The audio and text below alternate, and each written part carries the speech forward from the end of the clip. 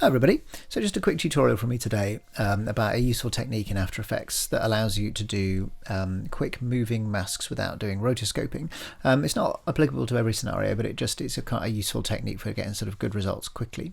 So without a preamble, I'm just going to dive in. So this is you might have done the snow scene tutorial, which is another sort of 3-part tutorial on the YouTube channel.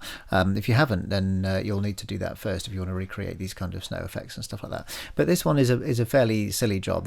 I did this little video during the session with the second years when we were working on the snow tutorial. So they were doing it properly, and I just thought I'd make this silly little silly video of me going outside and doing something silly in the snow, as you can see. So it's not meant to be, it's meant to just be a joke, just to make them laugh, right?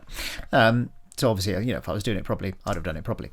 But anyway, what we ended up with is a situation where actually it's quite a useful little video to show you a sort of a nice quick technique for doing a mask, or mask track as it's called. So at the moment, what you can see here in my After Effects list is I've got a whole bunch of different things here. There's the low clouds and foreground and stuff. As I say, if you haven't done the tutorials yet for the snow, then please do those if you want to. But this one is the what I'm trying to do here with this tutorial is just to mask around this figure, because look what happens when I turn this figure off.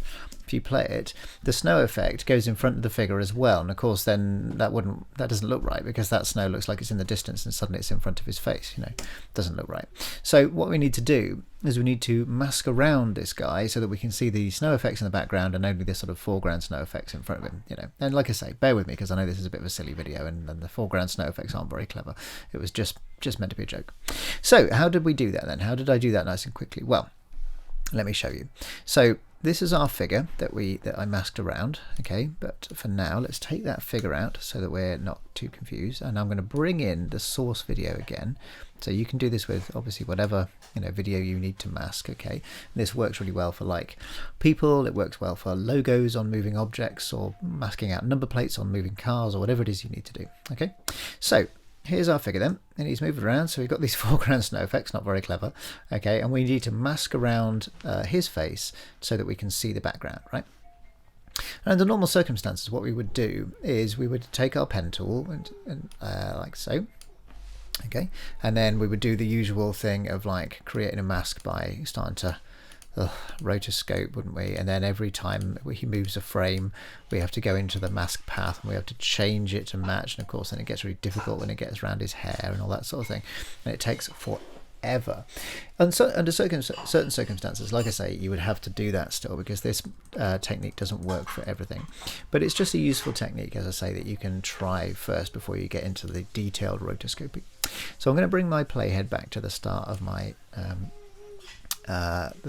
work area, okay, and I'm going to zoom out ever so slightly on my composition.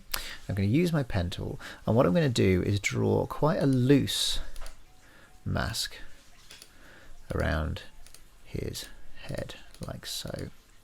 You could do curves with this one if you like so. I tend to find, like something like that. I personally tend to find this works better with sort of shorter, stabby little little bits on the mask, but anyway, that's just me. Okay, so I'm going to make my mask nice and generous. Okay, so far so not very good, because obviously we can now see some of the background, but we've got these sort of hard edges, haven't we?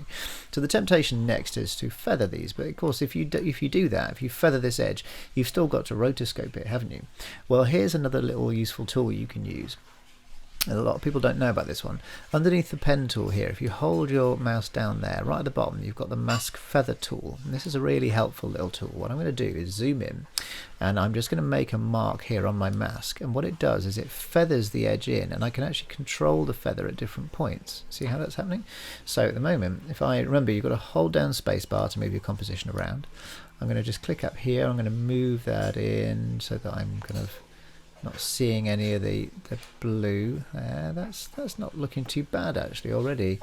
So it's sort of about here. I'm just going to move that bit in a bit more, like so.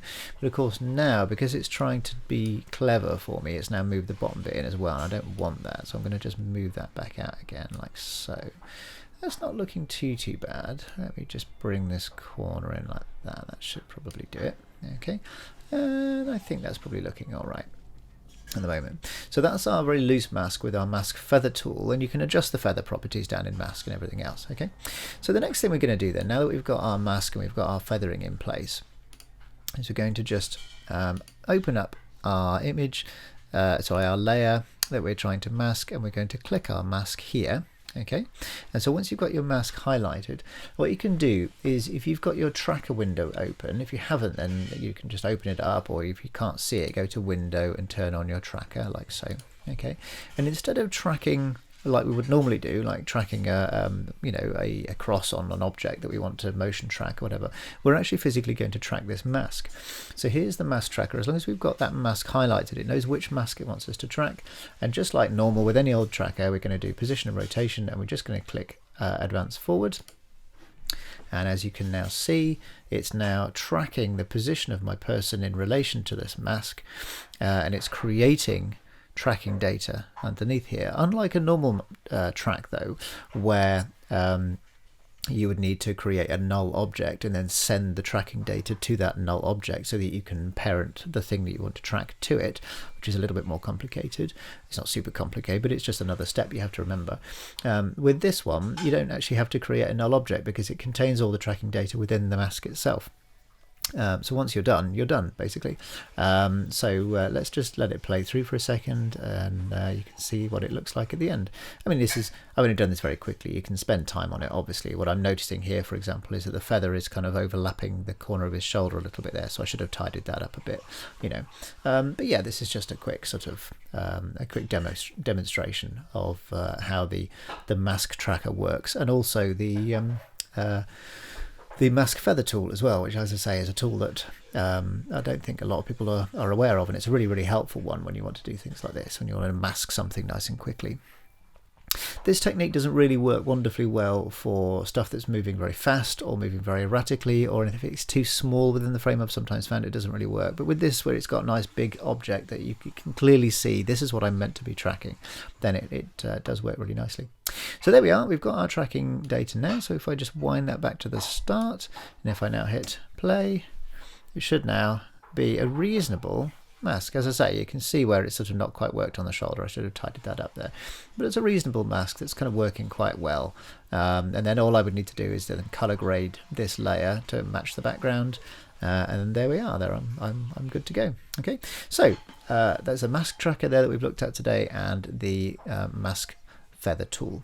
Okay, have some fun, enjoy it. Cheers all.